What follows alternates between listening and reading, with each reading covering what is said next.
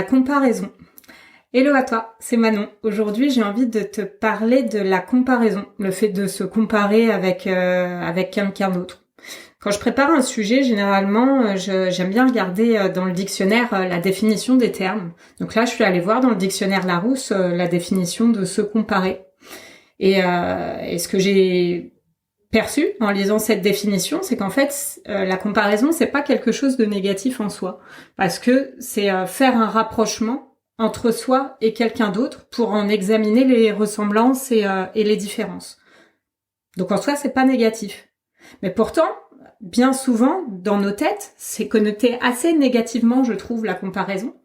Parce que on a naturellement tendance à se comparer, je pense, à quelqu'un qu'on estime au-dessus de nous sur tel ou tel point.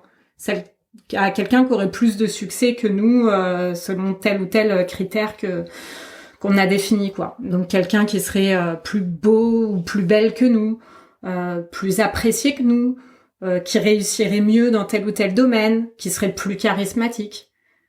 Et du coup, comme on se compare à quelqu'un qu'on met au-dessus de nous, en fait, ça touche à notre estime de nous-mêmes et ça nous fait du mal.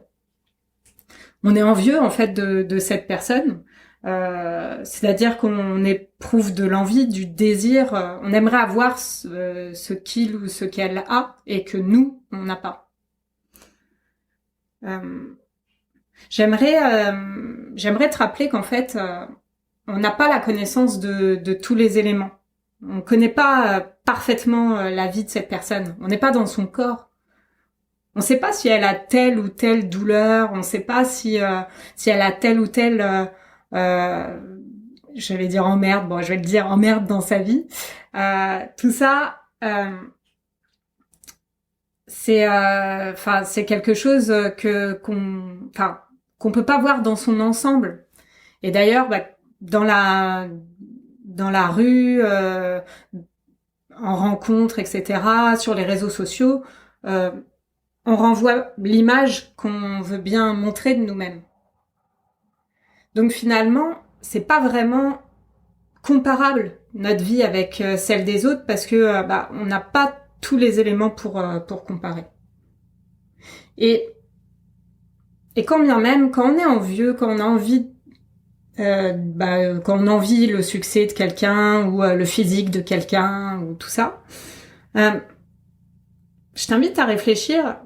Quand t'es envieux, est-ce que t'aimerais vraiment abandonner ta propre vie pour avoir la sienne?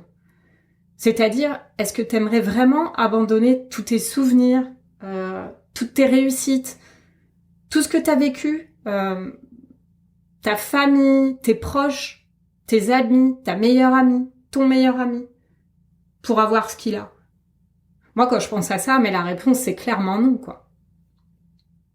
Donc finalement, c'est plus sain de s'inspirer tout en restant centré sur soi, tout en restant soi-même et en faisant ce qu'on a envie de faire et comme on a envie de le faire, quoi, à notre rythme et à notre manière. Donc ça me paraît important de t'inviter à te comparer qu'à toi-même, à celle ou celui que t'étais hier ou il y a 2 ans ou il y a 10 ans pour voir le chemin que tu as parcouru depuis. Et d'ailleurs, si pour X ou Y raison tu te compares au toi d'hier négativement en te disant oh là là, avant j'arrivais à faire ci ou ça, maintenant j'y arrive plus, je t'invite à garder de la bienveillance envers toi parce que très probablement que le contexte est différent aussi.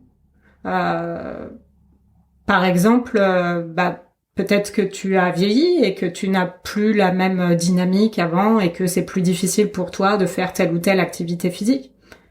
C'est qu'un exemple, mais qui illustre du coup cette importance de rester bienveillant avec soi quand on se compare avec ce qu'on a été.